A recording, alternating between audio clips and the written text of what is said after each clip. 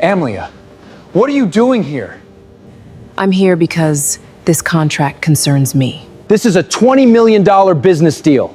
You have no place in this room. Security, get her out. Daniel, before you throw me out, ask your lawyer who has the authority to approve page 47. Don't play games with me. I'm not playing games. Ask him who has the power to stop your $20 million contract. What? Daniel, what is it? She's right.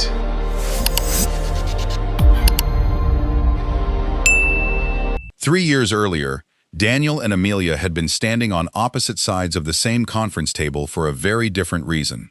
There was no $20 million contract then, no Meridian Global, no room full of executives waiting to see which one of them would blink first. There were only two lawyers, a stack of documents, and a marriage that had already collapsed. Daniel was 36 at the time, and Amelia was 33. To anyone who knew them from the outside, the divorce seemed like the predictable ending to a relationship that had been damaged by ambition, money, and distance. But the people who knew them best understood that the marriage had not always been unhappy. In the beginning, Daniel and Amelia had been the kind of couple people envied. They had built their life slowly, without inherited wealth or powerful connections. Daniel had the business instinct. Amelia had the patience and discipline to turn his ideas into something that could actually function. Before Reed Industries had a polished headquarters, Amelia had been answering client emails from their apartment while Daniel made sales calls from a second-hand desk. Daniel liked to tell people that he had built the company himself. It became part of his identity. In interviews, he described the early years as a period when he had taken enormous risks while everyone else doubted him. What he rarely mentioned was Amelia. She had been there when the company had almost no money. She had watched Daniel spend nights calculating payroll while worrying that they wouldn't have enough left for rent. She had negotiated with vendors when Daniel was too exhausted to make another call. She had organized invoices, kept track of clients, and encouraged him after the first investor rejected them. She wasn't the public face of the business, but she understood how it worked. More importantly, she understood Daniel. She knew when he was bluffing, when he was afraid, and when his confidence was hiding a decision he hadn't thought through. That knowledge would eventually become one of the reasons their marriage ended. Daniel began to resent the person who knew him too well. Success changed the balance between them. When Reed Industries landed its first major regional account, Daniel began spending more time away from home. At first, Amelia celebrated every victory with him. Then the celebrations became meetings.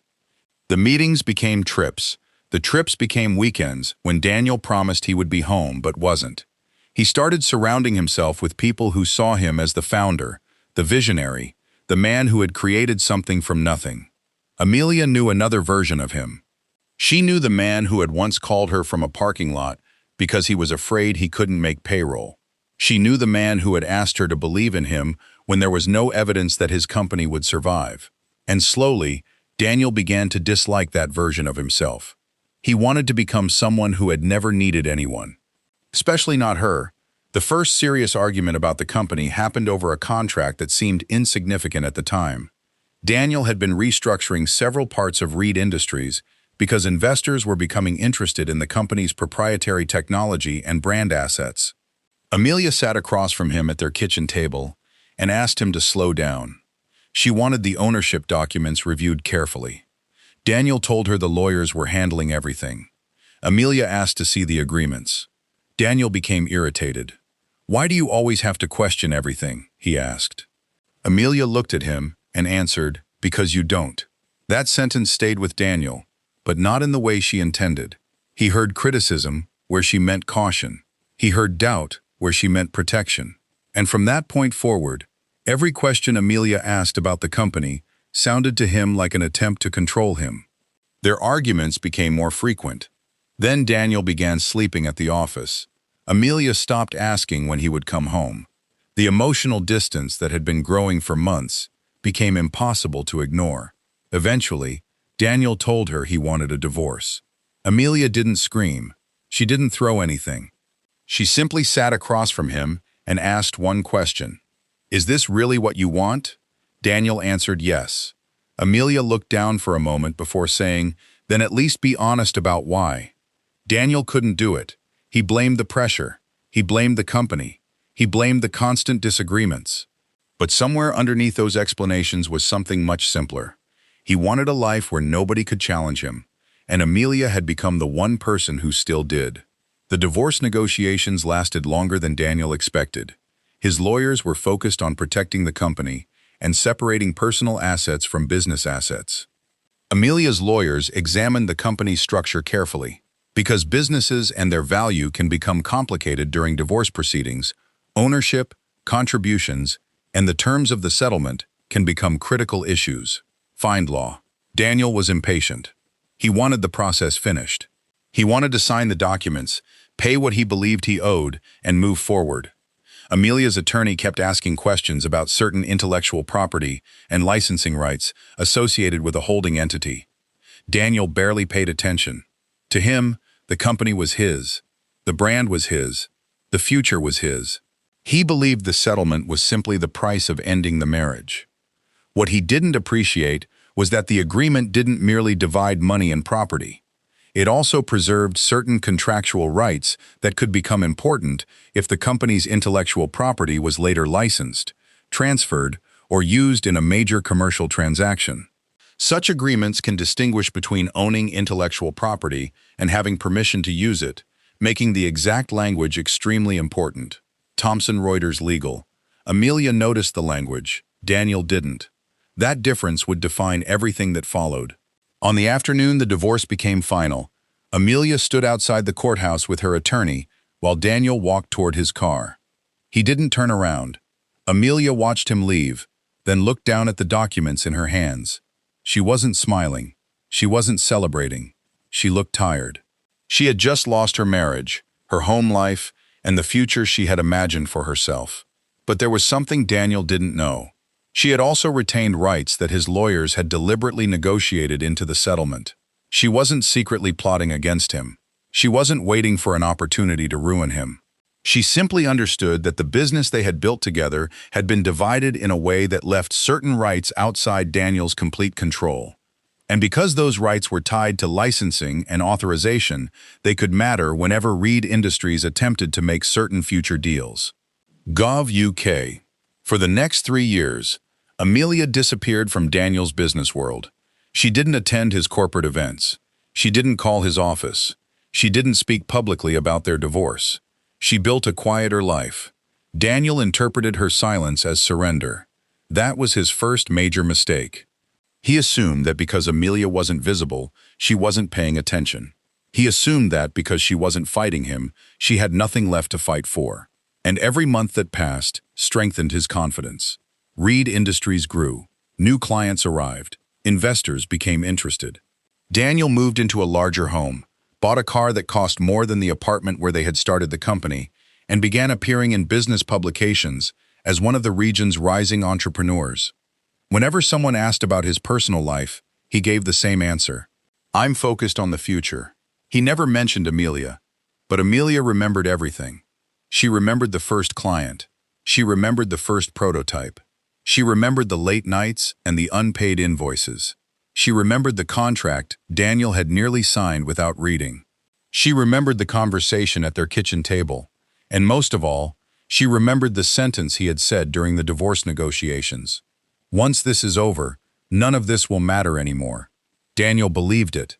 Amelia knew better. Because contracts don't care about emotions. A signature made during a painful period can still carry consequences years later.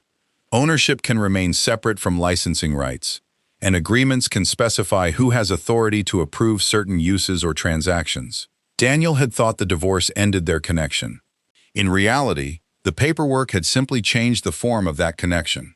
Then, 2 years and 8 months after the divorce, Meridian Global entered the picture.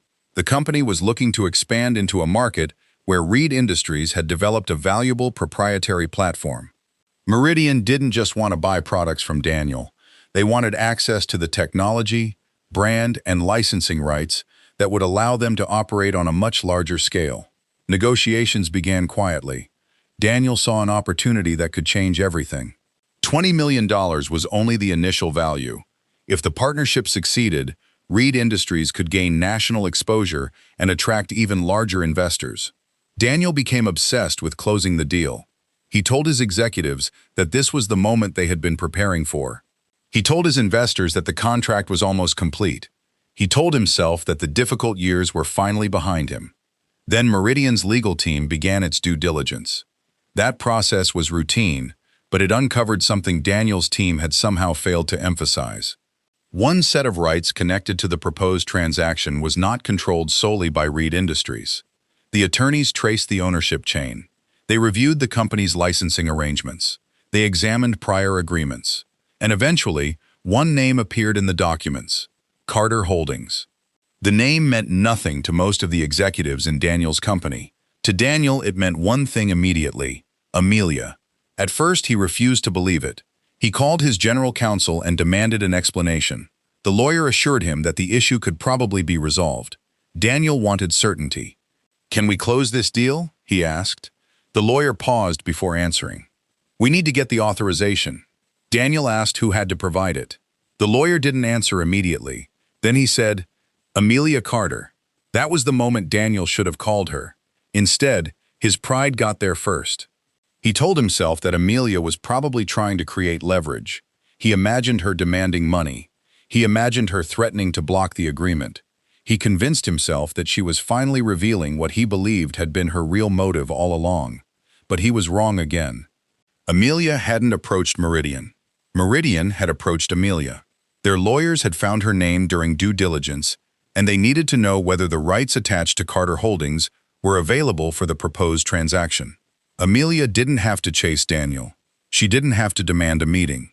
The $20 million deal had brought them back into the same room all by itself. Daniel's lawyers suggested contacting her quietly.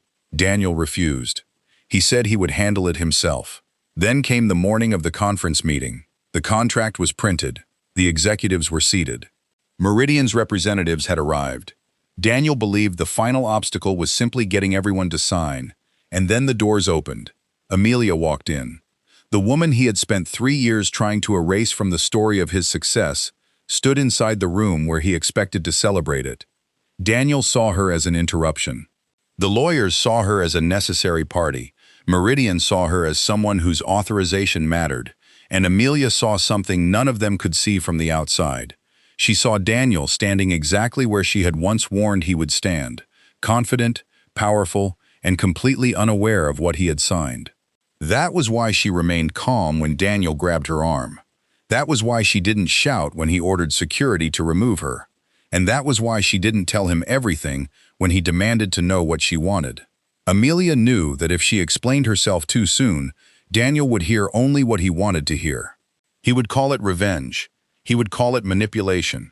He would accuse her of trying to destroy his company. So she allowed the documents to speak first. She allowed his own lawyer to confirm the truth. And when the lawyer finally said, "She's right," Amelia knew Daniel had reached the first part of the truth. But there was still something he didn't know.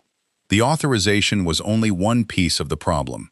Because Meridian Global had discovered something else during its due diligence, something Daniel's own team had overlooked completely.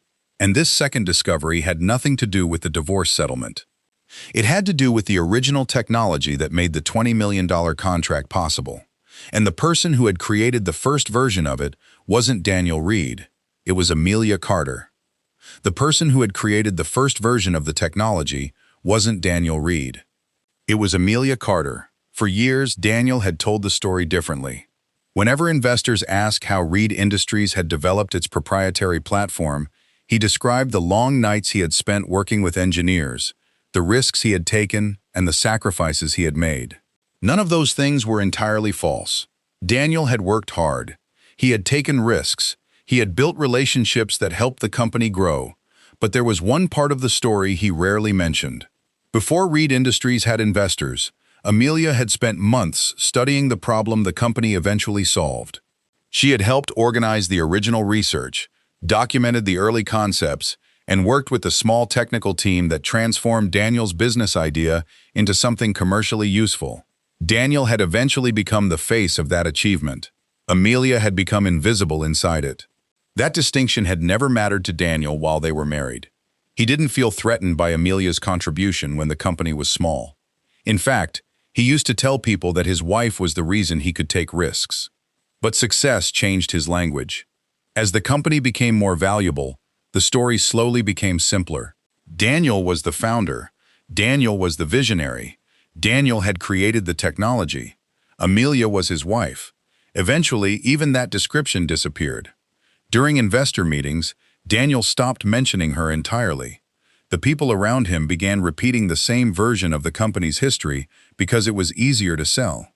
Nobody wanted a complicated story about two people building something together and later getting divorced. Investors wanted a clear founder.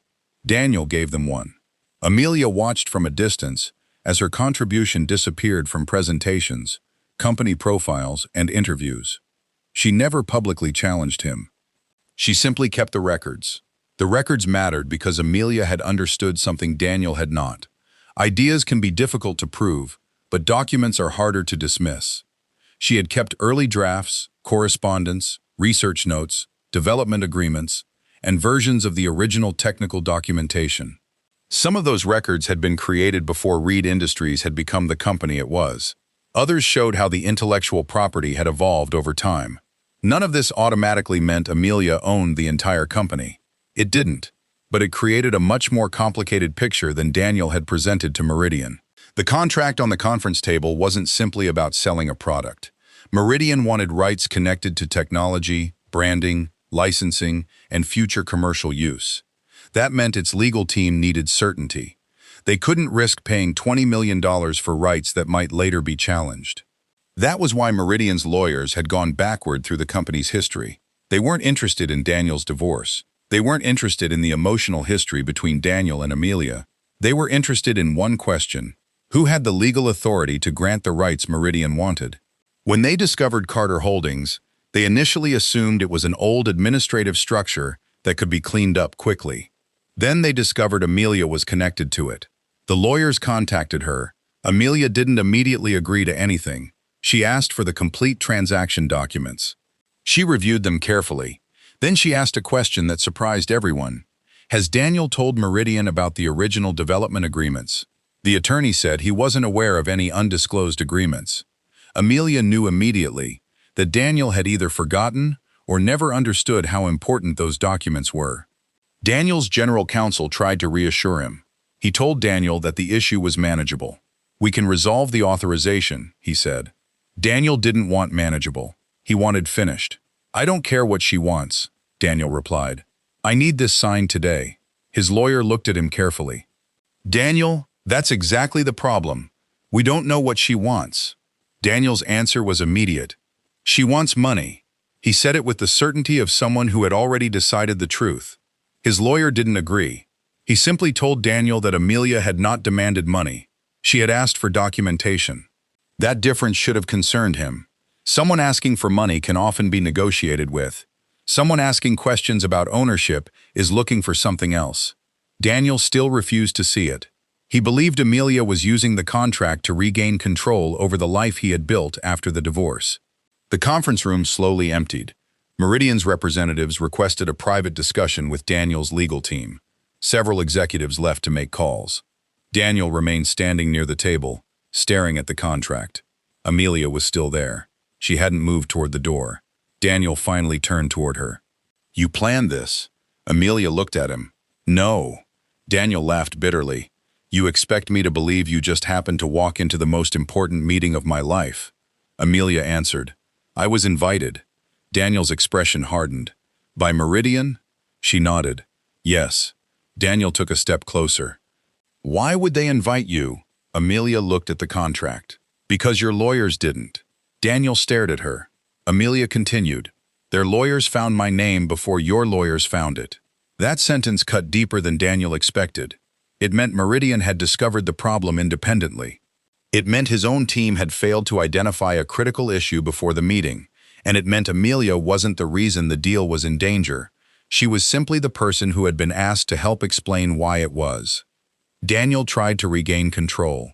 He told Amelia that whatever had happened during the divorce was over. She replied that she agreed.